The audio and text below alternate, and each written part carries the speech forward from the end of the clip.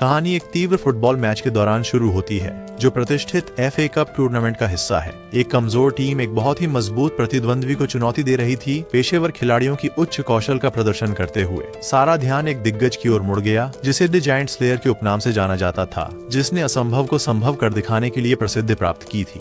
जैसे ही यह मैच आगे बढ़ा, ध्यान जापान की ओर गया, जहां एक समूह प्रदर्शनकारी एक फुटबॉल क्लब के बाहर खड़े थे। पास में कुछ लड़के फुटबॉल खेल रहे थे और उनकी गेंद गलती से एक राहगीर की ओर लुढ़क गई। उस आदमी ने देखा कि ये लड़के ईस्ट टोक्यो यूनाइटेड अकादमी से हैं और उनके साथ बैठकर उनकी टीम के बारे में जानने लगे। लड़कों ने टीम की समस्याओं के बारे में बताया। ETU का प्रदर्शन रिकॉर्ड खराब था और कोचों के लगातार बदलने से स्थिति और बिगड़ गई। यह सुनकर उस आदमी ने ETU को एक मजबूत प्रतिस्पर्धी टीम में बदलने की अपनी महत्वाकांक्षा साझा की। इस बीच क्लब प्रबंधन में उथल पुथल मची हुई थी। टीम की चल रही समस्याओं को कैसे संभालना है, इस पर गर्मागर्म बहसें हो रही थी। नेताओं में से एक गोटो ने कमरे को शांत किया और एक समाधान सुझाया।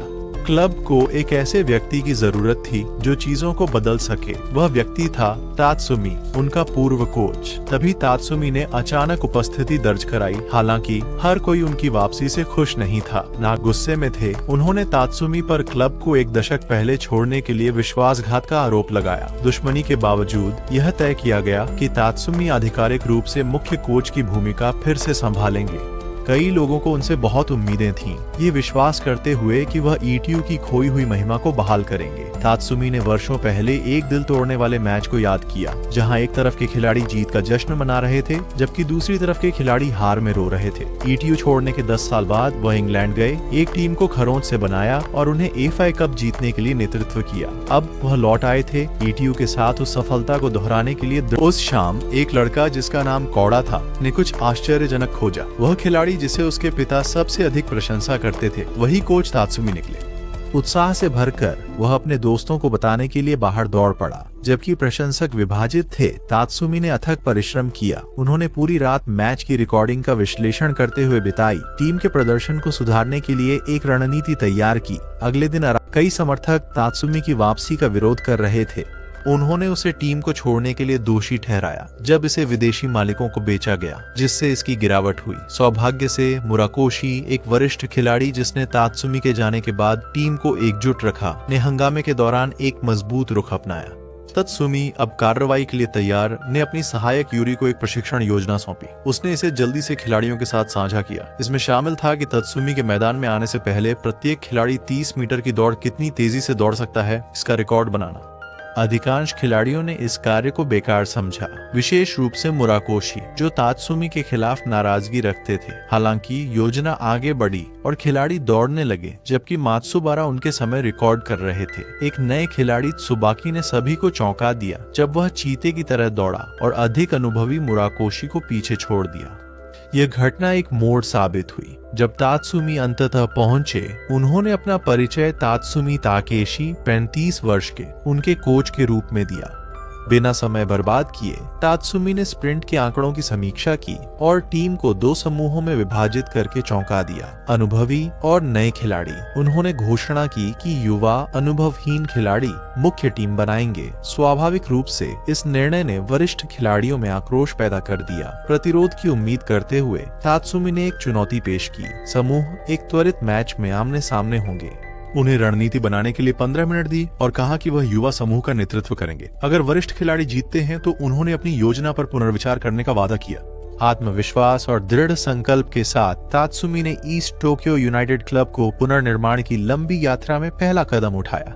तात्सुमी ने अपने खिलाड़ियों को प्रेरित करना शुरू किया, उन्हें आगे की चुनौती के लिए तैयार किया। मैदान पर त्सुबाकी को वरिष्ठ खिलाड़ियों में से एक मुराकोशी पर नजर रखने की जिम्मेदारी दी गई थी। जब मुराकोशी को गेंद मिली तो त्सुबाकी ने उसे रोकने की कोशिश की, लेकिन असफल रहा और गिर गया। हार मानने के बजाय त्सुबाकी फिर से खड़ा हुआ, अपनी पूरी कोशिश करने और चुनौती का सामना करने के लिए दृढ़ संकल्पित। जैसे जैसे खेल आगे बढ़ा, युवा खिलाड़ी हावी हो गए। उनका समन्वय प्रभावशाली था और उन्होंने गेंद को कुशलता से पास किया जब तक कि वह त्सुबाकी तक नहीं पहुंच गई। मुराकोशी के दबाव में पास करने के लिए त्सुबाकी हिचकिचाया। वे अपनी गति पर बहुत अधिक निर्भर थे, लेकिन अपनी वास्तविक क्षमता दिखाने में हिचकिचा रहे थे। मुराकोशी को निराशा होने लगी। तात्सुमी की रणनीति, जिसे वन टच शैली के रूप में जाना जाता है, आकार लेने लगी थी।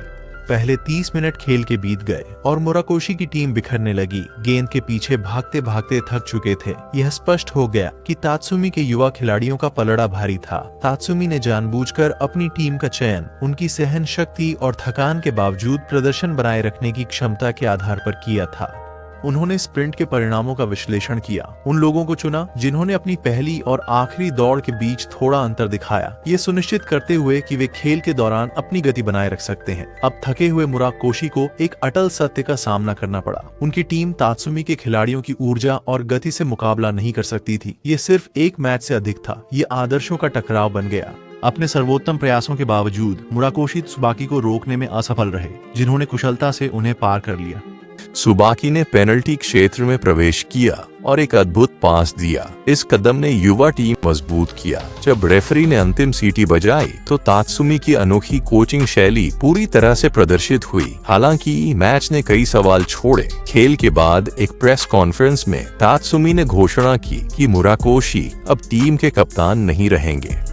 इस निर्णय ने सभी को चौंका दिया, विशेष रूप से मुराकोशी को, जो 10 वर्षों से टीम का एक प्रमुख सदस्य था। मुराकोशी ने तात्सुमी पर आरोप लगाया कि उसने एक दशक पहले टीम को उसके सबसे अंधेरे दिनों में छोड़ दिया था, कहते हुए तात्सुमी ने उन्हें छोड़ दिया, लेकिन वह लड़ने के लिए रुका। तात्सुमी ने शांतिपूर्वक जवाब दिया, समझाते हुए कि कभी-कभी नेतृत्व को बड़े हित के लिए बदलना पड़ता है। उन्होंने मुराकोशी को आश्वस्त किया कि यह निर्णय सजा के रूप में नहीं, बल्कि उनके वर्षों से उठाए गए बोझ को हल्का करने के लिए लिया गया था। आगे बढ़ने के लिए तात्सुमी ने मुख्य स्थानों पर युवा खिलाड़ियों को रखा, जबकि धीमे वरिष्ठ खिलाड़ियों को बेंच पर बैठाया। इस विवादास्पद निर्णय ने तनाव पैदा किया, क्योंकि कई लोग वर्षों पहले टीम की समस्याओं के लिए तात्सुमी को दोषी ठहराते थे। आलोचना के बावजूद तात्सुमी को दृढ़ विश्वास था कि उनके कार्य टीम को पुनर्निर्मित करेंगे और उन्हें सफलता की ओर ले जाएंगे। बाद में टीम एक प्रशिक्षण शिविर के लिए गई। ठंडा मौसम कठोर था और बाहरी अभ्यास के लिए अनुपयुक्त था। कुरोदा और त्सुजी जैसे खिलाड़ी कोच के निर्णयों से नाराज थे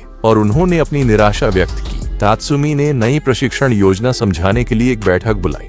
सभी को आश्चर्यचकित करते हुए उन्होंने घोषणा की कि वे अपनी प्रगति के लिए खुद जिम्मेदार होंगे। इस दृष्टिकोण ने खिलाड़ियों को उनके स्कूल के दिनों की याद दिलाई, जब उन्हें अपनी अनुशासन और प्रेरणा पर निर्भर रहना पड़ता था। तात्सुमी की विधि का उद्देश्य उन्हें पेशेवरों की तरह सोचने के लिए प्रेरित करना था, अपनी वृद्धि की जिम्मेदारी लेना। इस बीच तात्सुमी ने उन्हें एक भारी प्रशिक्षण गेंद के साथ छोड़ दिया, मजाक में उसे तोप का गोला कहते हुए, और मैदान छोड़ दिया। जहाँ तक मुराकोशी की बात है, तात्सुमी ने एक सख्त नियम लागू किया। अब उन्हें अपने साथियों को निर्देश देने की अनुमति नहीं थी। कप्तान की भूमिका के बिना मुराकोशी को समायोजित करने में कठिनाई हुई। वर्षों से वह नेता और टीम को एकजुट रखने वाले व्यक्ति थे। अब तात्सुमी चाहते थे कि वह पीछे हटें और दूसरों को नेतृत्व करने दें। हालांकि निराश मुराकोशी ने महसूस किया कि यह उनके अपने विकास पर विचार करने और टीम में अपनी भूमिका को फिर से परिभाषित करने का एक मौका हो सकता है। माहौल तनावपूर्ण हो गया, क्योंकि खिलाड़ी छोटे समूहों में प्रशिक्षण के लिए बढ़ गए। तात्सुमी किनारे पर खड़े होकर चुपचाप देख रहे थे। वह देखना चाहता था कि क्या टीम के सदस्य एक दूसरे के साथ प्रभावी ढंग से संवाद कर सकते हैं। हालांकि समस्या जल्दी ही उत्पन्न हो गई, जब कुरोड़ा ने जोर दिया कि सभी लोग उसका नेतृत्व करें और कासाकी की प्रशिक्षण योजना का पालन करें। निराश होकर कुछ खिलाड़ियों ने जवाब दिया, वह प्रभारी नहीं है, वे हमेशा इसी तरह से प्रशिक्षण लेते रहे हैं। कुरोड़ा ने तर्क दिया कि उनकी सामान्य विधियों ने उन्हें कोई जीत नहीं दिलाई है। बहस बढ़ गई, लेकिन इससे पहले की स्थिति और बिगड़ती, मुराकोशी ने झगड़े को रोकने के लिए कदम उठाया। दिलचस्प बात यह है कि तात्सुमी टीम के बीच बढ़ते तनाव को देखकर संतुष्ट लग रहे थे। ऐसा लग रहा था कि वह हस्तक्षेप करने के सही क्षण का इंतजार कर रहा था। बिना कुछ कहे तात्सुमी मैदान पर चले गए और सभी गेंदों को इकट्ठा कर लिया, सिवाय एक के। उन्होंने इस एक गेंद का उपयोग सभी खिलाड़ियों के साथ साझा करने के लिए किया, जिससे उनका ध्यान फिर से टीम वर्क पर केंद्रित हो गया। अकासाकी अभी भी नाराज ने आत्मविश्वास से सुझाव दिया कि उनके पिछले मैच को फिर से खेला जाए, ताकि यह तय किया जा सके कि कौन सा तरीका बेहतर है। जैसे ही स्थिति नियंत्रण से बाहर होने वाली थी, एक नया व्यक्ति दृश्य में प्रवेश किया, जिसने तुरंत सभी को चुप करा दिया। ये लुइगी था, एक इतालवी खिलाड़ी जो खुद को प्रिंस कहता था। अपने अहंकार के लिए जाना जाने वाला लुइगी केवल तब प्रशिक्षण करता था जब उसका मन होता था, लेकिन उसकी प्रभावशाली उपस्थिति ने उभरते हुए संघर्ष को रोक दिया। टीम पर उसका प्रभुत्व स्पष्ट था। उस शाम घोड़ों ने खिलाड़ियों के साथ एक बैठक की, ताकि उन्हें उनके उद्घाटन मैच के लिए तैयार किया जा सके। उनका पहला प्रतिद्वंद्वी कोई और नहीं बल्कि लीग के मौजूदा चैंपियन होंगे। इस खबर ने ईटीयू पर दांव और दबाव बढ़ा दिया। अगले सुबह लुइगी प्रशिक्षण मैदान पर दिखाई दिए, जो उनके साथियों के बीच एक दुर्लभ उपस्थिति थी। तात्सुमी ने सीधे उनसे संपर्क किया और उन्हें उनके असली नाम लुइगी से पुकारा। प्रिंस ने इसका विरोध किया, कहते हुए कि उन्हें प्रिंस के रूप में संबोधित किया जाना पसंद है। तात्सुमी ने शांतिपूर्वक जवाब दिया, कहते हुए कि वह उन्हें तब ऐसा कहेंगे जब उन्होंने पहले अपनी काबिलियत साबित करो। उन्होंने लुइगी को यह भी चेतावनी दी कि अगर वह उम्मीदों पर खरा नहीं उतरे तो तात्सुमी बिना हिचकिचाहट उनका प्रतिष्ठित नंबर 10 का जर्सी छीन लेंगे। कोई और विकल्प न होने के कारण लुइगी ने चुनौती स्वीकार कर ली। तात्सुमी ने लुइगी की क्षमताओं की परीक्षा लेने का निर्णय लिया। उसे 2 साथियों का नेतृत्व करने के लिए कहा ताकि वे अभ्यास के दौरान उसका समर्थन प्रणाली बन सके। वह सचमुच ऐसा नहीं कह रहा, तात्सुमी ने समझाया, लेकिन वे उसके हर कदम का अनुसरण करेंगे और हर अवसर पर उसे पास देंगे। चुने गए खिलाड़ियों में त्सुबाकी और कुरोदा शामिल थे। लुइगी की योजना सीधी सादी थी। त्सुबाकी दौड़ेगा और लक्ष्य के रूप में कार्य करेगा, जबकि अकासाकी देखेगा और रणनीति कितनी अच्छी तरह काम कर रही है इसकी निगरानी करेगा। इस फॉर्मेशन के केंद्र में लुइगी को खेलों का निर्देशन करने और हमलों का नेतृत्व करने का काम सौंपा गया था। एक प्रभावशाली क्षण में लुइगी ने गेंद को बेहतरीन तरीके से नियंत्रित किया, बिना किसी कठिनाई के मुराकुशी को पार कर लिया। उनकी असाधारण कौशल तब पूरी तरह से प्रदर्शित हुई जब उन्होंने एक शानदार शॉट मारा जो सीधे गोल में जा गिरा। मैदान पर हर कोई स्तब्ध रह गया जब लुइगी ने साबित कर दिया कि वह क्यों चाहता था कि उसे प्रिंस कहा जाए। अंततः उद्घाटन मैच का बहुप्रतीक्षित दिन आ गया। ईटीयू का सामना टोक्यो विक्ट्री से होना था, जो लगातार 2 वर्षों से लीग चैंपियन थे। स्टैंड्स में प्रशंसकों की गूंज। हालांकि टीम में हर कोई आत्मविश्वास से भरा नहीं था। तात्सुमी के असामान्य तरीकों ने संदेह पैदा कर दिया था और खिलाड़ी सोच रहे थे कि क्या वे वास्तव में इस कठिन प्रतिद्वंद्वी के लिए तैयार हैं। जब टीम मैच के लिए लाइन में खड़ी हुई तो कुछ खिलाड़ियों ने तात्सुमी के दृष्टिकोण पर सवाल उठाया, उन पर उनके साथ खिलवाड़ करने का आरोप लगाया। लेकिन तात्सुमी ने बस मुस्कुराते हुए जवाब दिया कि उन्हें उम्मीद से बड़ा लक्ष्य हासिल करने की चुनौती पसंद है। योजना पर टिके रहें और वह सुनिश्चित करेंगे कि वे कम से कम एक ड्रॉ हासिल करें। उन्होंने यह भी कहा कि अगर सब कुछ योजना के अनुसार हुआ तो लुइगी कप्तान की पदवी प्राप्त करेगा। दूसरी ओर टोक्यो विक्ट्री के कोच हराजुमी ने तात्सुमी का लीग में स्वागत किया। हालांकि यह स्पष्ट था कि आगे की लड़ाई कठिन होगी। त्सुबाकी, जो अभी भी अपेक्षाकृत अनुभवहीन थे, चिंतित दिखाई दिए, जिससे टीम की चिंताएं बढ़ गईं। फिर भी तात्सुमी शांत और केंद्रित रहे। ईटीयू को चैंपियंस के खिलाफ खुद को साबित करने की यात्रा में नेतृत्व करने के लिए तैयार थे। जैसे ही खेल शुरू हुआ, सभी की नजरें मैदान पर सबसे बड़े खतरे प्रिंस पर थीं। माचेदा, एक अंतर्राष्ट्रीय खिलाड़ी, में सफलतापूर्वक एक लंबा पास अंदर भेजा, लेकिन कुरोदा ने समय रहते उसे रोक लिया। टीम को जल्दी से संभलना और ध्यान केंद्रित करना पड़ा। तात्सुमी की रणनीति हर पास को प्रिंस लुइगी की ओर केंद्रित करने पर थी, जो विरोधियों के लिए संभालना मुश्किल साबित हो रहा था। लुइगी ने आसानी से उनकी कड़ी रक्षा को तोड़ दिया और गेंद को खेल में बनाए रखा। एक दिशा में जाने का नाटक करते हुए उसने रक्षकों को धोखा दिया और गेंद को दाहिने विंग की ओर भेजा, फिर वापस पास किया। गेंद त्सुबाकी के पास गई, जिसकी अविश्वसनीय गति ने रक्षकों को परेशान कर दिया। जैसे ही वह पेनल्टी क्षेत्र की ओर दौड़ा, ऐसा लगा कि वह शूट करने वाला है, लेकिन इसके बजाय उसने इसे अकासाकी को पास कर दिया। अकासाकी ने गेंद को जोर से मारा, लेकिन यह गोल में नहीं बदला। इसके बावजूद टीम वर्क प्रभावशाली था और उनकी समन्वय ने विरोधियों को चौंका दिया। त्सुबाकी अपनी गति और खेल को पढ़ने की क्षमता के लिए जाना जाता था। हालांकि वह एक पहले की घटना के बाद अपने आत्मविश्वास के साथ संघर्ष कर रहा था। महसूस कर रहा था कि उसने उन लोगों को निराश किया है जो उस पर विश्वास करते थे। तात्सुमी ने उसकी निराशा को देखा और उसे प्रेरित किया, उसे अपनी क्षमता को उजागर करने और बिना डर के खेलने के लिए प्रोत्साहित किया। प्रोत्साहित होकर त्सुबाकी आगे बढ़ा। माचेदा ने उसे गिराने की कोशिश की, लेकिन असफल रहे, क्योंकि त्सुबाकी ने आगे बढ़ते हुए कुशलता से रक्षा को पार किया। जैसे जैसे खेल आगे बढ़ा, गेंद फिर से लुइगी के पास पहुंच गई। उसने एक तेज और सटीक शॉट मारा, जिससे विरोधियों को झटका लगा। लुइगी को मुख्य खिलाड़ी मानते हुए प्रतिद्वंद्वी कोच ने तेजी से तात्सुमी की रणनीति का मुकाबला करने के लिए रणनीति में बदलाव किया। मैच अधिक तीव्रता के साथ फिर से शुरू हुआ। त्सुबाकी को विरोधियों से कड़ी चुनौतियों का सामना करना पड़ा और माचेदा के फाउल के कारण उसे पीला कार्ड मिला। एक फ्री किक दी गई, जिसे माचेदा ने लिया, और हालांकि उन्होंने इसे रोकने की कोशिश की, वे गेंद को जाल में जाने से नहीं रोक सके। खेल अब 1-1 से बराबरी पर था और मैदान पर तनाव बढ़ता जा रहा था। टीम ने शांत रहने पर ध्यान केंद्रित किया जब तक कि तात्सुमी ने दूसरे हाफ में अपनी चाल नहीं चली। उन्होंने एक डिफेंडर को मिडफील्ड में शिफ्ट किया। मिडफील्ड पर नियंत्रण पाने के लिए 3-6-1 फॉर्मेशन अपनाया। जब तक उनके चेहरों पर दृढ़ संकल्प चमकता है, वे अभी भी जीत सकते हैं। तात्सुमी ने विश्वास किया। उन्होंने त्सुबाकी को निडर होकर खेलने के लिए प्रोत्साहित किया, जिससे भीड़ को उसकी उपस्थिति का एहसास हुआ। खेल माचिदा के खिलाफ एक साहसी चुनौती के साथ जारी रहा। गेंद आक्रामक रूप से ईटीयू के मैदान में चली, उनके गोल की ओर एक जोखिम भरे हमले में बढ़ रही थी।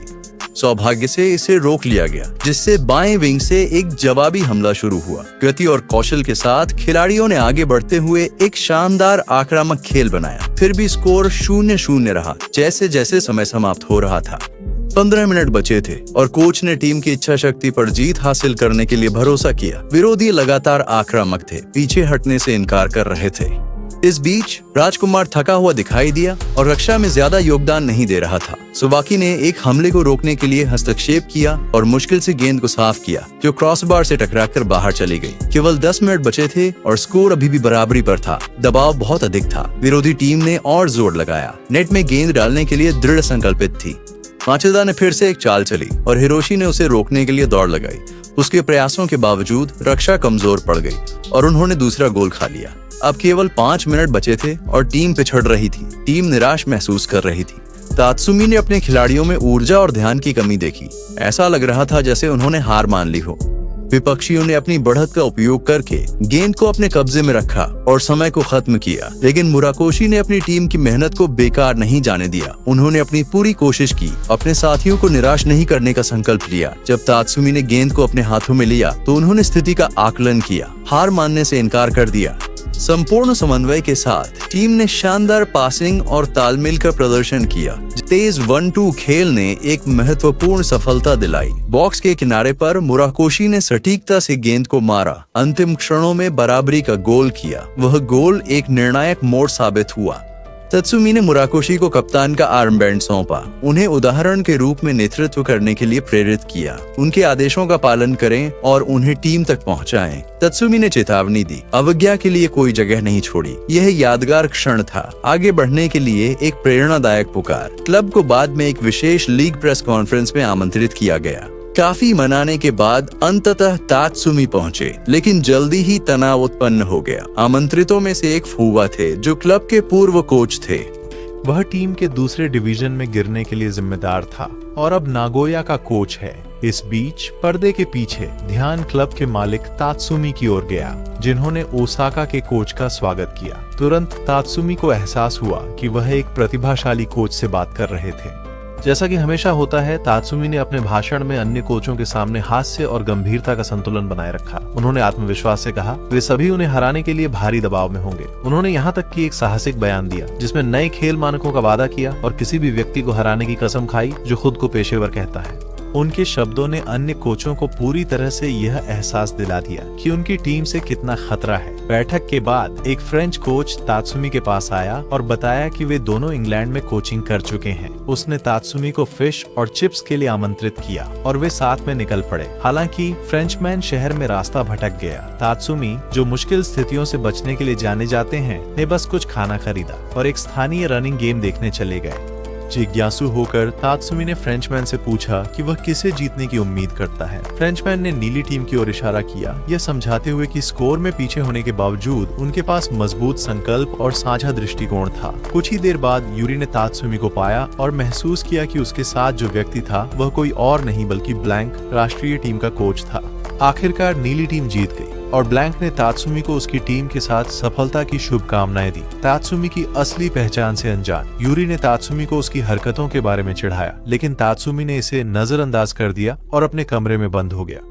अगला दिन महत्वपूर्ण था। पत्रकार फुजिसावा ने इस सीजन में ईटीयू का अनुसरण करने का निर्णय लिया और जब टीम मैदान में उतरी तो माहौल में तनाव था। प्रशंसकों ने तात्सुमी और खिलाड़ियों के समर्थन में एक विशाल नया बैनर दिखाया। उस दिन उनका प्रतिद्वंद्वी एओटी था। तात्सुमी ने उनके कोच से हाथ मिलाया। उनके चेहरे पर थोड़ी बेचैनी दिख रही थी। मैच तीव्र ऊर्जा के साथ शुरू हुआ, सामान्य से कहीं अधिक आक्रामक।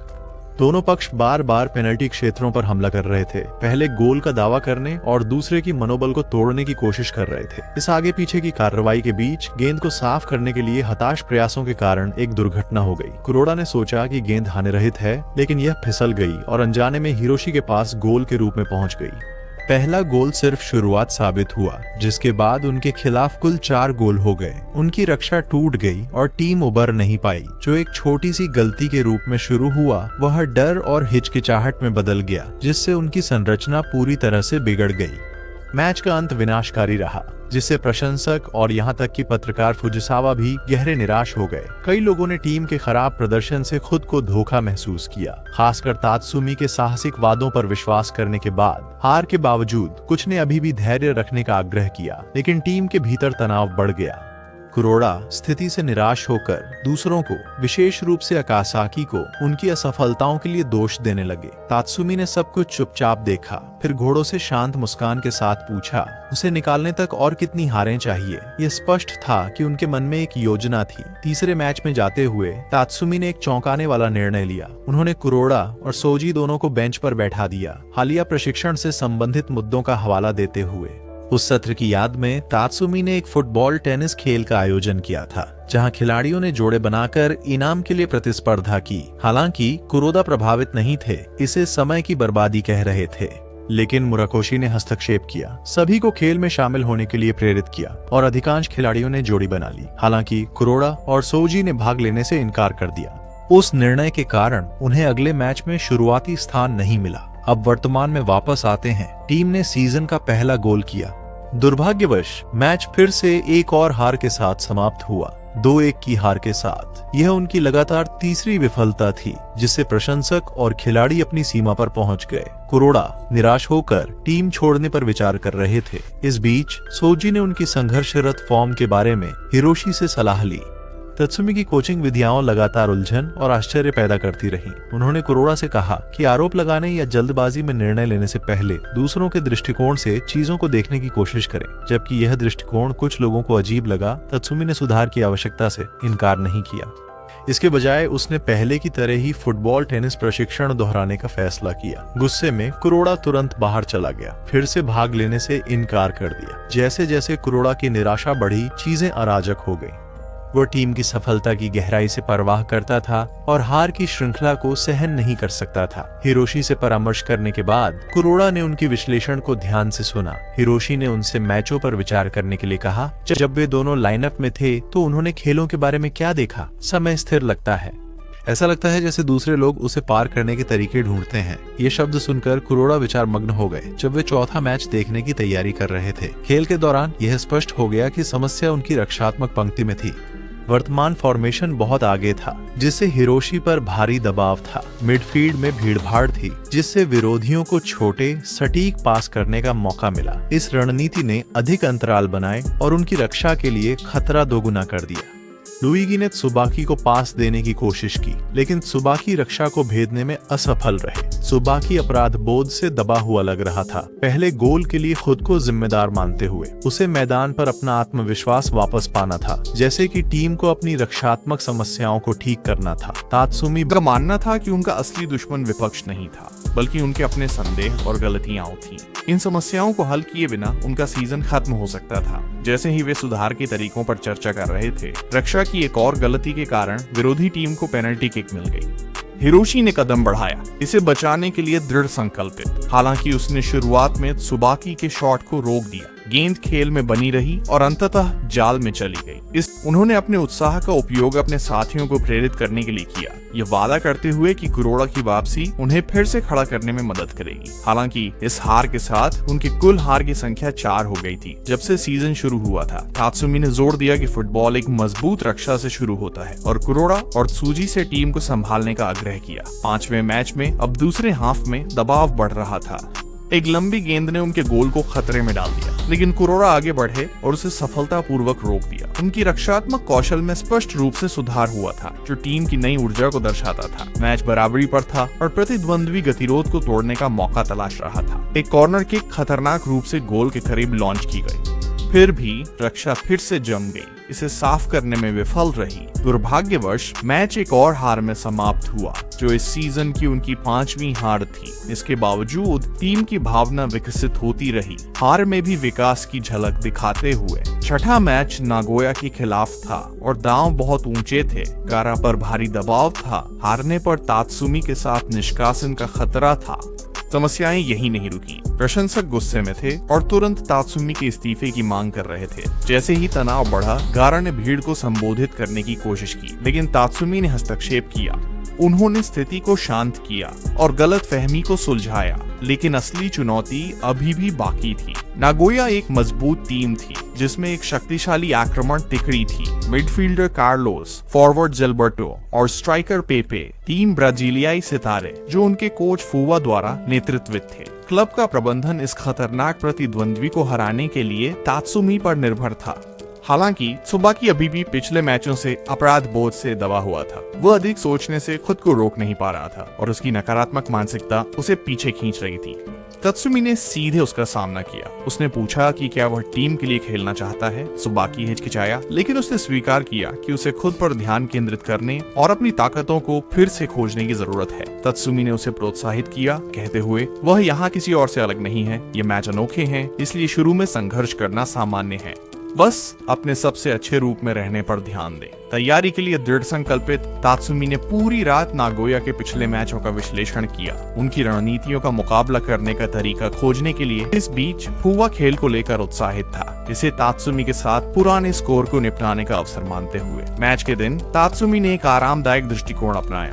खिलाड़ी बाहर रहे, प्रशंसकों के साथ समय बिताते हुए और उनके साथ खेल खेलते हुए आनंद ले रहे थे। कीको नफ से कुछ मिनट पहले ही वे मैदान में प्रवेश कर गए, अपनी हल्की फुल्की ऊर्जा के साथ। पहली बार यहाँ तक कि राजकुमार भी वही इच्छा साझा करता है। चालाक फुवा के खिलाफ बदला। मैच शुरू होता है और तीन ब्राजीलियाई खिलाड़ी हावी होने के लिए तैयार हैं। तीव्र ध्यान और तेज पास के साथ उनका आक्रमण रक्षा को तोड़ देता है। पेपे एक चतुर पास प्राप्त करते हुए आगे बढ़ने में सफल होता है, लेकिन ऑफसाइड की सीटी खेल को रोक देती है। नागोया की आक्रमण पंक्ति अत्यधिक कुशल और तकनीकी रूप से उन्नत है, जो इस मैच को एक कठिन चुनौती बनाती है।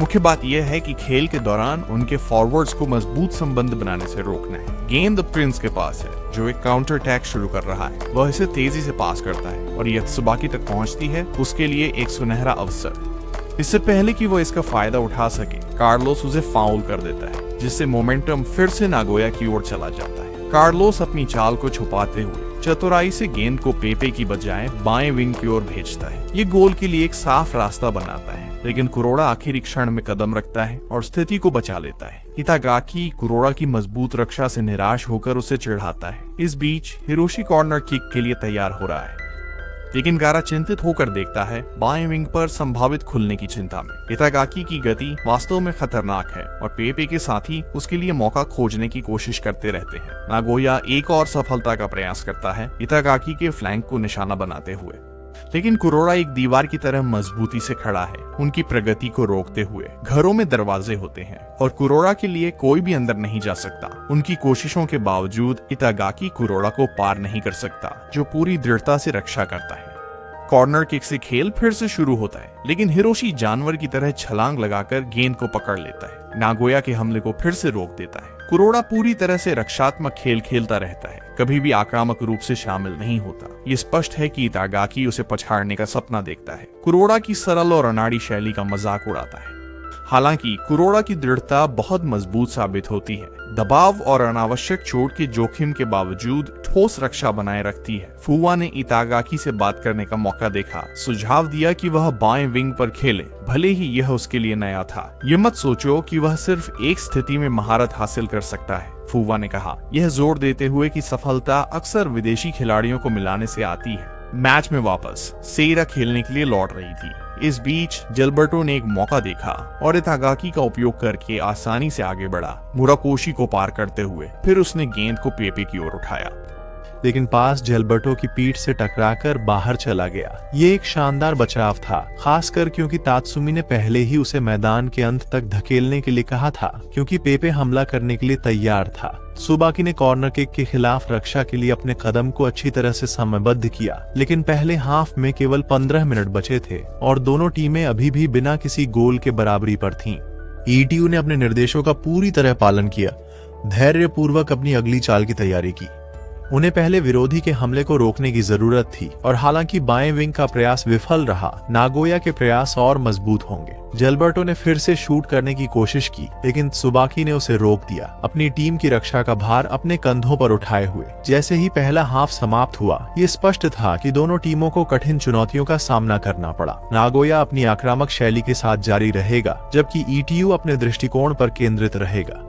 दूसरे हाफ की शुरुआत उत्साह के साथ हुई और तात्सुमी ने उनके पलटवार की शुरुआत के लिए एक मौका देखा। इतागाकी की स्थिति ने एक बेहतरीन मौका दिया। विपक्ष को आकर्षित करने के लिए खाली जगह बनाकर तात्सुमी की रणनीति ने काम किया, दबाव बनाया। त्सुबाकी अब अधिक आत्मविश्वास से भरे हुए अपने विरोधियों के मन में डर और तनाव भर देते हैं। जीत की नींव रखते हुए रक्षा को तोड़ने के सभी प्रयास विफल हो जाते हैं और ब्राजीलियाई तिकड़ी दबाव महसूस करने लगती है। खासकर कार्लोस निराश है क्योंकि वह गेंद पेपे तक नहीं पहुंचा पा रहा है और उन्हें एहसास हो गया है कि उनका आक्रमण अच्छी तरह से काम नहीं कर रहा है। उनके खेल में तालमेल की कमी स्पष्ट है क्योंकि गेंद बार बार उनसे छूट जाती है। इसलिए कार्लोस आगे बढ़ने का फैसला करता है, कुछ करने की कोशिश में। ईटीयू के लिए यह उनकी चुनौती बन जाती है, कार्लोस को रोकना और पेपे की गति और तीव्रता का सामना करना। उन्हें जिल्बर्टो पर भी नजर रखनी होगी, जो सबसे खतरनाक खिलाड़ी है, जो उनकी रक्षा को उनके आक्रमण से जोड़ता है। केवल 25 मिनट शेष हैं, एक बदलाव करना होगा।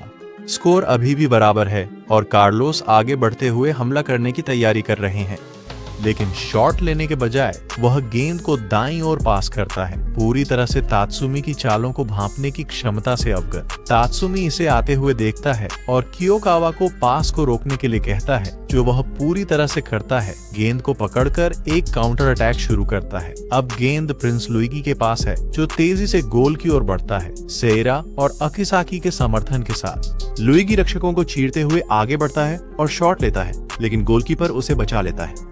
हालांकि खतरा अभी खत्म नहीं हुआ है। एक त्वरित क्लियरेंस से लीजेंड को चमकने का मौका मिलता है। अविश्वसनीय ताकत के साथ लुइगी एक और शक्तिशाली शॉट लेता है, जो मैदान को हिला देता है। अंततः लंबे इंतजार के बाद टाई को तोड़ता है। यह एक परफेक्ट योजना थी, जिसे तात्सुमी दी जायंट स्लेयर ने अंजाम दिया। इस बीच दूसरी तरफ इतागाकी स्पष्ट रूप से निराश है। वह सोचता है कि कार्लोस ने उसे गेंद क्यों नहीं दी, खासकर जब वह खुले स्थान में था। केवल 15 मिनट बचे थे। ब्राजीलियाई खिलाड़ी गोल करने के लिए दृढ़ थे। कार्लोस ने गेंद इतागाकी को पास की, जिसने गुस्से में एक हताशा भरी शॉट मारी। गेंद उछलकर वापस उसके पास आई, लेकिन उसका दूसरा शॉट लगभग गोल में बदल जाता अगर हिरोशी ने बचाव न किया होता। हुआ चिंतित हो रहा था, ये जानते हुए कि वे हार नहीं सकते। एक और कॉर्नर किक ली गई और त्सुबाकी ने उत्कृष्ट कौशल के साथ इसे क्लियर किया, उच्च स्तर का खेल दिखाते हुए। इतागाकी गोल करने के लिए उत्सुक था और मुराकोशी भी ऐसा ही महसूस कर रहा था। उसने पलटवार शुरू किया, गेंद को त्सुबाकी को पास किया। त्सुबाकी ने अपनी व्यक्तिगत मेहनत से सब कुछ महसूस किया, गेंद, मैदान और चीयर करते हुए प्रशंसक। इस बीच कार्लोस ने खुद ही आगे बढ़ने का फैसला किया। त्सुबाकी को पार करते हुए आत्मविश्वास से हमला किया। उसकी ड्रिबलिंग तेज थी और उसे रोकने के लिए किए गए निराशाजनक प्रयासों के बावजूद उसने एक शानदार गोल कर दिया। हालांकि लुइगी हमेशा की तरह नायक ने नागोया से गेंद छीन ली और एक और मौका बनाया। केवल 5 मिनट बचे थे। खेल तनावपूर्ण था। पेपे, चालाक खिलाड़ी, ने दुश्मन की एक शॉट को ब्लॉक किया, लेकिन वह क्रॉसबार से टकरा गई। रेफरी ने अंतिम सीटी बजाई। एक कठिन मैच और ईटीयू की इस सीजन की पहली जीत को चिन्हित करते हुए फुआ ने अपनी टीम की हार को स्वीकार किया और एक रीमैच का वादा किया। हालांकि अंदर से वह जानता था कि वे फिर से हार जाएंगे। ब्राजीलियाई खिलाड़ियों ने जश्न मनाया और जबकि त्सुबाकी को पुर्तगाली समझ नहीं आई, वह जानता था कि मैच जीतना बहुत सम्मान की बात है। इतागाकी को मैच का खिलाड़ी घोषित किया गया और कोच और निदेशक ने अपनी चर्चाएं जारी रखीं, जिससे मामला फिलहाल अनसुलझा रहा। रोमांचक मैच के बाद क्लब अधिक लोकप्रिय हो गया और कई प्रशंसक उनकी प्रैक्टिस देखने आए। उनका कल एक और खेल है, इसीलिए खिलाड़ियों ने अपनी नई रणनीतियों के साथ कड़ी मेहनत की। हालांकि उनके पास घमंड करने का कोई कारण नहीं है, क्योंकि यूरी अपनी कड़ी मेहनत के बाद थकावट से बेहोश हो गई। ये कोई गंभीर समस्या नहीं है, लेकिन उसे कुछ आराम की जरूरत है। जैसे ही मैच जारी रहा, प्रिंस लुइगी पेनल्टी किक लेने की तैयारी कर रहे थे। स्कोर उनके पक्ष में 2-1 था। उसने स्टेडी प्रगति की और अचानक तीसरा गोल कर दिया। इससे प्रिंस को 3 में से 2 गोल मिल गए। केवल 10 मिनट बचे थे। तात्सुमी ने सेरा को मैदान से बाहर ले जाने का फैसला किया। सेरा इससे खुश नहीं था, इसलिए उसने जल्दी से एक पास लिया और स्कोर करने की कोशिश की। वह लगभग सफल हो गया, लेकिन आखिरी क्षण में चूक गया। एक स्ट्राइकर के रूप में सेरा जानता है कि उसे गोल करने होंगे। एक तेज हमला हुआ और कियोकावा ने बॉल स्काई को पास की। डिफेंस ने उस पर दबाव डाला, लेकिन प्रिंस आगे बढ़ा। स्थिति में आकर गेंद प्राप्त की, एक शॉट लिया जो बहुत करीब से गया। रेफरी ने सीटी बजाई और मैच दूसरी जीत के साथ समाप्त हुआ। अगले दिन तात्सुमी देर रात तक आगामी मैचों की तैयारी में जुटे रहे। एक टीम जो अपनी मजबूत रक्षा के लिए जानी जाती थी हार गई और मैदान पर एक अजीब आदमी मिला। तात्सुमी ने उसे पहचाना।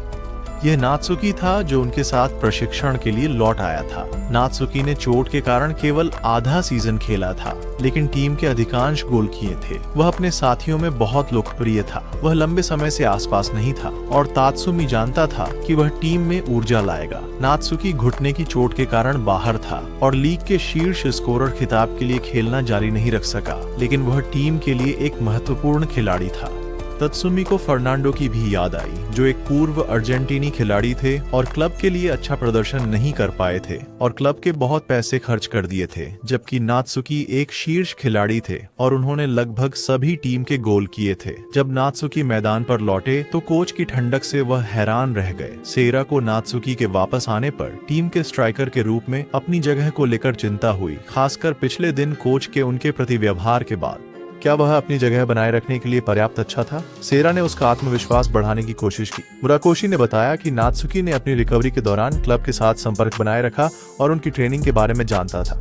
नात्सुकी यह दिखाने के लिए उत्सुक था कि वह क्या कर सकता है। उसने पास मांगा और जब उसे मिला तो उसने एक प्रभावशाली लेकिन जोखिम भरा शॉट मारा। हालांकि तात्सुमी ने उसकी चाल नहीं देखी और पेनल्टी स्पॉट चूक गए, जिससे सेरा अगले घटनाक्रम से हैरान रह गया। अगले मैच में सेरा की थकान आसानी से देखी जा सकती है, खासकर जब वह गेंद को आगे बढ़ाता है। उसका ध्यान भटक रहा है और वह ऑफसाइड लाइन चूक रहा है। उसका मन काले विचारों से भरा हुआ है। योकोहामा की रक्षा मजबूत है और उनके प्लेमेकर को कड़ी निगरानी में रखा गया है, जिससे उसके लिए गेंद को छूना मुश्किल हो रहा है। विरोधी कोच ने इसके लिए योजना बनाई थी, पुनः उपयोग हमलों को रोकते हुए, लेकिन नात्सुकी की उपस्थिति उन्हें परेशानी में डाल रही है। दुर्भाग्यवश युवा खिलाड़ी का प्रदर्शन आज कमजोर है। सुबाकी बहुत अधिक पास मिस कर रहा है क्योंकि टीम ने उस पर बहुत अधिक उम्मीदें रखी हैं। नात्सुकी अपने ही दुनिया में है और वह कब खेलेगा यह अनिश्चित है। कोच बैठता है और उसे बताता है कि वह आज नहीं खेलेगा। इसके बजाय वह सिर्फ विरोधी कोच पर दबाव डालने के लिए वहां है, लेकिन कोच वादा करता है कि वह सही समय आने पर नात्सुकी को अपनी कौशल दिखाने के लिए तैयार करेगा। कियोकावा बाईं ओर से रक्षा को तोड़ता है और पास देने की कोशिश करता है, लेकिन वे उसे कॉर्नर किक के लिए बाहर कर देते हैं। प्रिंस फिर एक ऊंची गेंद भेजता है और कुरोड़ा एक चाल चलता है जिसे मुराकोशी पकड़ता है और टाई तोड़ने के लिए स्कोर करता है। समय समाप्त होने के साथ सेरा सफल खेल बनाने में असफल रहता है। ऐसा लगता है कि मैदान पर उसका समय लगभग समाप्त हो गया है और वह सोचने लगता है कि क्या उसे बदला जाएगा। उसने 8 मैच खेले हैं और केवल 1 गोल किया है। टीम अपने रिकॉर्ड में तीसरी जीत जोड़ती है, लेकिन सुबाकी की समीक्षा के लिए बुलाया जाता है और सेरा फिर से खुद को दोषी मानता है। नात्सुकी आता है और उसके विचारों को बाधित करता है। जो हुआ उसने उसके प्रशिक्षण और आत्मविश्वास को प्रभावित किया है। मैच समाप्त होता है और अगले खेल के लिए लाइनअप चुनने का समय आ गया है। सेरा स्ट्राइकर के रूप में खेलना जारी रखेगा। ये आसान नहीं होगा क्योंकि अगला प्रतिद्वंद्वी मजबूत है, लेकिन सौभाग्य से हिरोशी गोल की अच्छी तरह से रक्षा कर रहा है। एक टीम जो कमजोर होने और हमला करने का कोई मौका न होने के कारण नैतिक हार का सामना कर रही थी, लगभग अपनी अवसर खो चुकी थी। हालांकि लुइगी ने अपना ध्यान बनाए रखा और मदद की।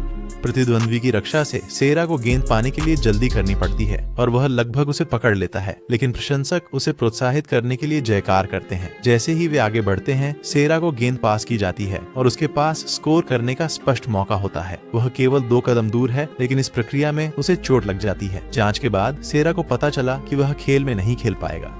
उसे जोड़ में मोच आई थी और ठीक होने के लिए 1 हफ्ते की जरूरत थी, लेकिन सौभाग्य से चोट गंभीर नहीं थी। इसके बावजूद वह कल के मैच के ड्रॉ से अभी भी निराश महसूस कर रहा था। वह बाहर बैठा और चिप्स का एक पैकेट खोला जब नात्सुकी उसके पीछे आ गई। फिर सकाई ने पास आकर सेरा को जंक फूड खाने के लिए डांटा, उसे याद दिलाया कि उसे मजबूत रहना चाहिए और वह गोल करेगा। हालांकि सकाई ने यह भी कहा कि अगर वह सेरा की जगह होता तो वह भी आराम करने के लिए वही करता। आखिरकार सेरा एक स्ट्राइकर था और नात्सुकी से हारने पर उसे हार महसूस नहीं करनी चाहिए। गेंद हमेशा उस खिलाड़ी को मिलती है जो कभी हार नहीं मानता। सेरा आज के मैच में नहीं खेल रहा था और यह 0-0 के ड्रॉ में समाप्त हुआ, मुख्य रूप से क्योंकि विरोधी ने बहुत अच्छी तरह से संवाद किया और यह खेल में अभी भी जल्दी था। कुछ समय बाद कोच ने नात्सुकी को मैदान पर लाने का फैसला किया। प्रशंसकों को उसकी कमी खल रही थी। नात्सुकी बिना किसी विशेष भूमिका के घास पर मस्ती से घूमने लगा। मैच ने तेजी पकड़ी और तेज पासों के साथ आक्रमणकारी टीम विरोधी के क्षेत्र में पहुंच गई। फिर हिरोशी ने एक चालाकी से गोल किया। यह आराम करने का समय नहीं था क्योंकि रक्षा मजबूत बनी रही। खेल में तेजी से बदलाव ने नात्सुकी की ओर एक और आक्रमण किया। दबाव के बावजूद नात्सुकी ने आगे बढ़कर वापसी का गोल किया। ये ठीक उसी तरह था जैसे वह आमतौर पर खेलता था। सकाई और सेरा आसानी से हार मानने वाले नहीं थे। शीर्ष स्कोरर के खिताब के लिए मुकाबला गर्म हो गया और जैसे ही मैच समाप्त हुआ, रेफरी ने सीटी बजाई। खेल ड्रॉ में समाप्त हुआ। वे आमतौर पर इस टीम से हार जाते हैं, लेकिन शायद इस बार यह संकेत था कि टीम अपनी लय पाने लगी थी। हालांकि तात्सुमी खुश नहीं थे। अगला मुकाबला भारी बारिश में निगाता से था। ईया एक गोल से हार रही थी और इन परिस्थितियों में खेलना अजीब लग रहा था। अजीब बात यह थी कि राजकुमार वहां नहीं था। उन्होंने पलटवार करने की कोशिश की, लेकिन गेंद अकीसाकी तक नहीं पहुंची। उसने विरोधी को रोकने की कोशिश की, लेकिन जमीन पर फिसल गया, जिससे उसे पीला कार्ड मिला। तात्सुमी ने ठंडे तरीके से देखा। पहला हाफ खत्म हुआ और जैसे ही वे लॉकर रूम में पहुंचे, अकीसाकी ने अपनी निराशा व्यक्त की। उन्होंने बताया कि उनकी टीम टूटी हुई लग रही थी और पहले के मैचों में ड्रॉ से संतुष्ट थी। कुरोड़ा ने बहस को रोकने के लिए कदम उठाया और सभी को स्थिति का ध्यान रखने की याद दिलाई। कमरा तनावपूर्ण और बचकाना लग रहा था। तात्सुमी चुपचाप देख रहे थे, गहराई से सोचते हुए। जब एक टीम इस तरह से परेशान होती है तो इसका मतलब होता है कि उन्होंने अच्छा प्रदर्शन नहीं किया।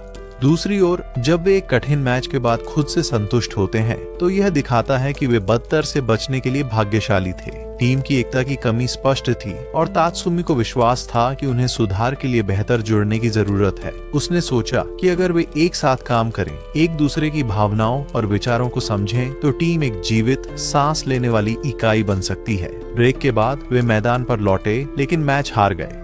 ओसाका के कोच ईटीयू की हार से नाराज थे। उन्होंने उम्मीद की थी कि तात्सुमी टीम को फिर से सही रास्ते पर लाएंगे और वह उनके सामने अपनी पूरी ताकत से आना चाहते थे। हालांकि सोनोडा ने बीच में कहा कि हारने के बावजूद टीम ने दूसरे हाफ में प्रभावशाली संवाद और सुधार दिखाया। तात्सुमी सही थे और ओसाका की तरह उन्होंने ओसाका के खिलाफ अपने मैच के लिए टीम बिल्डिंग प्रशिक्षण पर ध्यान केंद्रित करने का निर्णय लिया।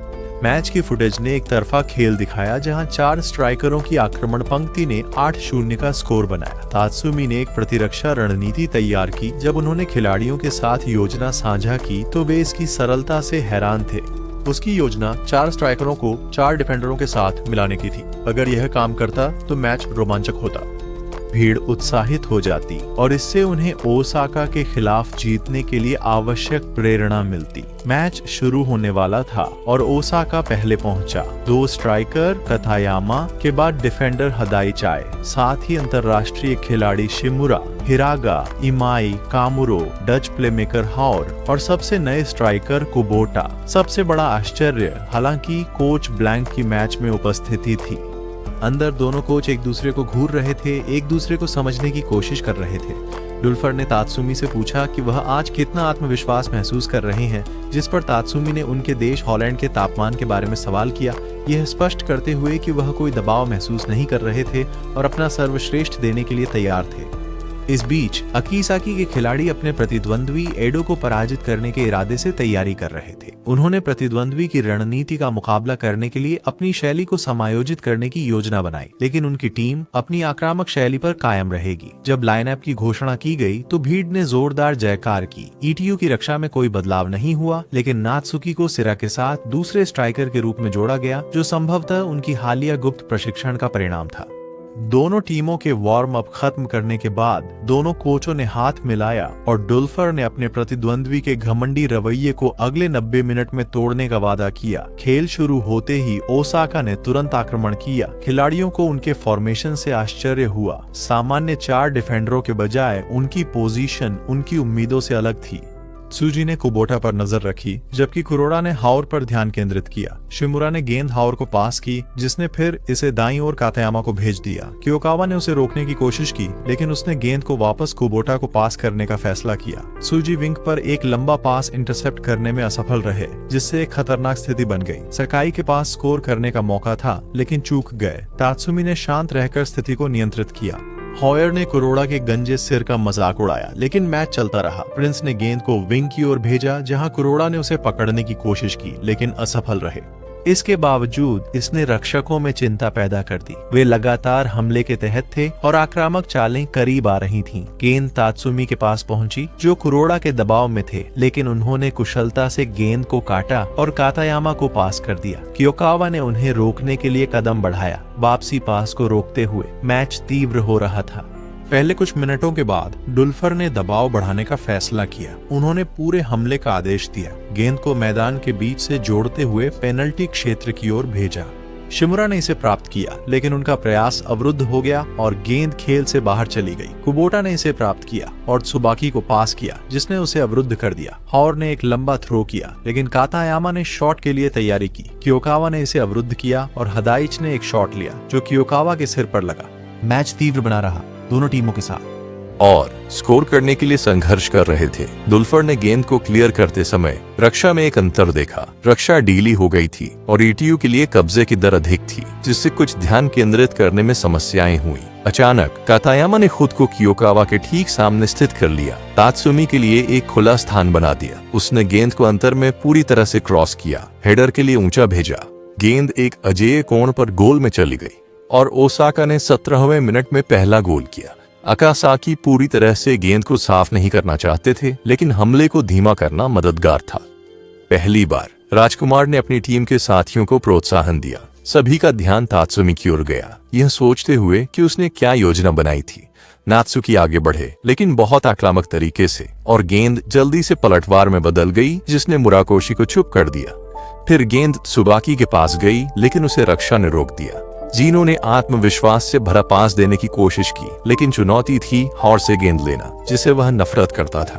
वह आगे बढ़ा लेकिन गेंद उतनी ही नापसंद किए गए कुबोटा के पास चली गई। कुबोटा के सामने रास्ता साफ था और उसने एक ऊंचा पास दिया। कातायामा चुपचाप कुरोड़ा के पीछे से आया, लगभग सटीकता से गेंद चुरा लेता।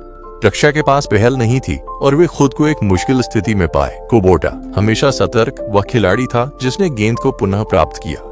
ये सब त्सुजी पर निर्भर था कि वह कुबोटा की चालों का कैसे मुकाबला करे। कुबोटा का काम था गेंद को अपने साथियों को पास करना, खेल की योजना बनाना और फिर इसे बाईं ओर पास करना।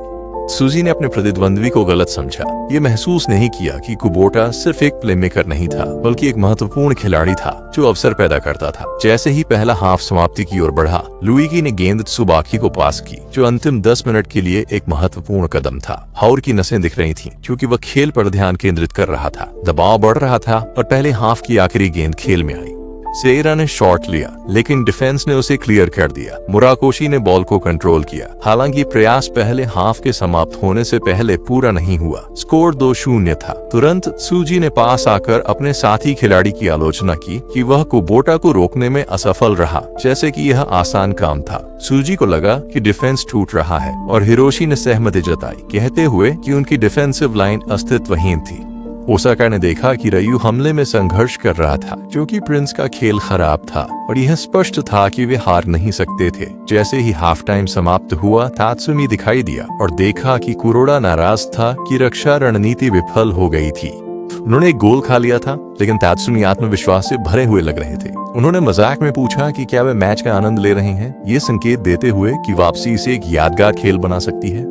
उसने उन्हें वादा किया कि मैच को दिलचस्प बनाने के लिए उन्हें केवल एक गोल की जरूरत है। दो की नहीं, उन्हें अपने प्रशिक्षण पर टिके रहना था और आगे बढ़ना था। जैसे ही दूसरा हाफ शुरू हुआ, किसी भी टीम ने अपनी फॉर्मेशन नहीं बदली। गेंद शांत रही जब तक कि अकासाकी ने हमला नहीं किया, जिसे हॉर ने जल्दी से पास कर दिया। कुरोड़ा ने उसे रोकने की कोशिश की, एक फाउल किया, लेकिन वह प्रतिस्पर्धी था और एक समन्वित पूर्ण हमले में शामिल हो गया।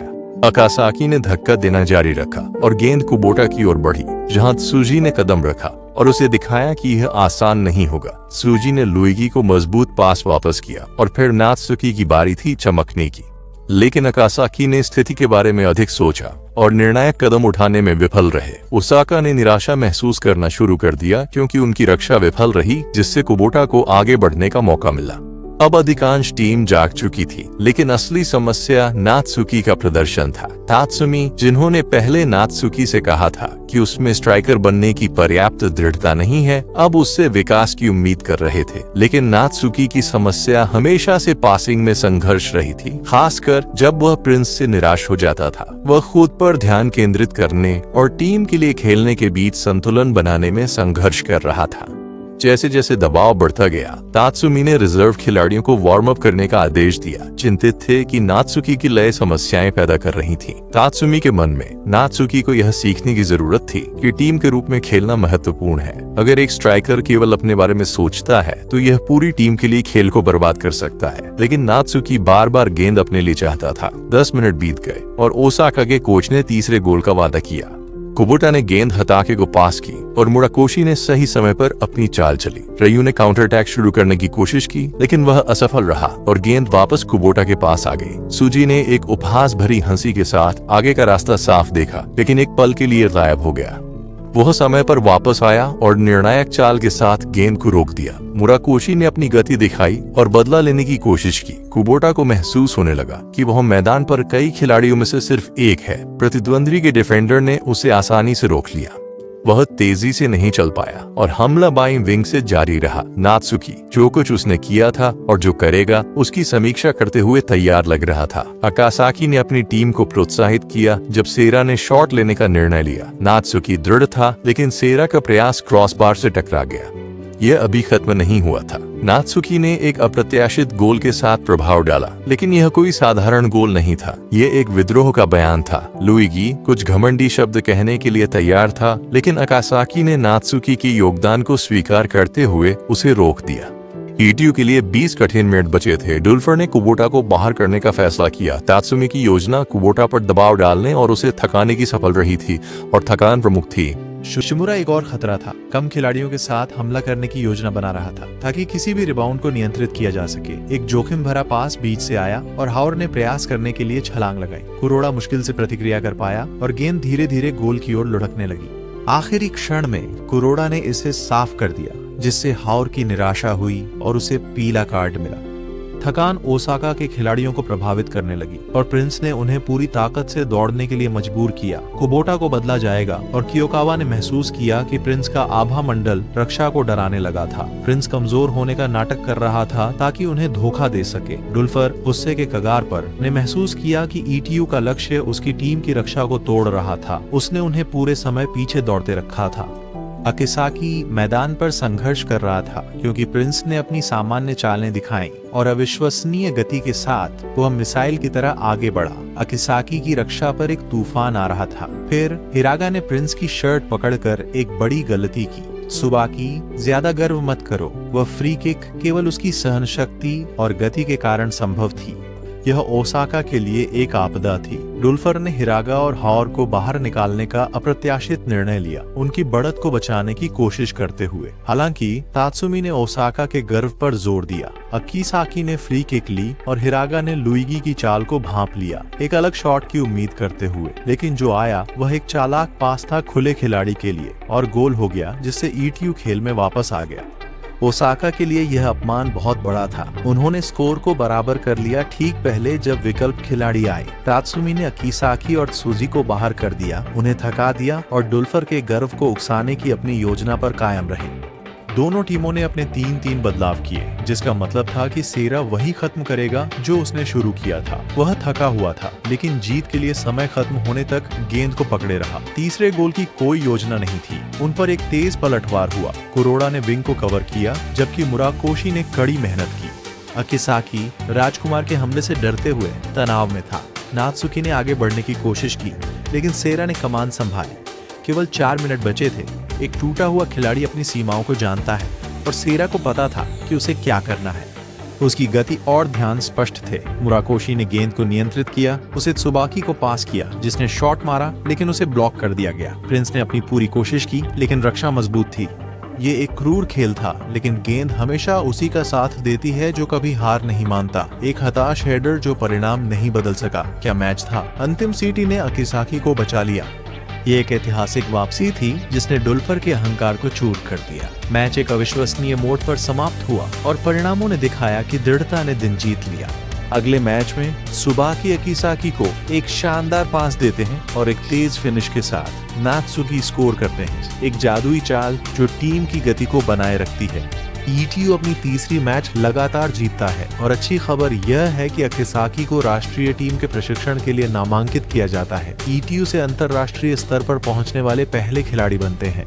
हालांकि अगले मैच में अकिसाकी नहीं खेल सकते। उनका प्रतिद्वंद्वी मजबूत है, लेकिन ईटीयू की रक्षा मजबूत रहती है। भले ही उनके प्रतिद्वंद्वी का कोच उनकी कमजोरी का फायदा उठाकर हमला करता है। तात्सुमी, जिसे उसके प्रतिद्वंद्वी ने कम आंका था, चीजों को बदलते हैं और एक रिजर्व लाइनअप का उपयोग करते हैं, जिससे मैच गोल रहित ड्रॉ में समाप्त होता है।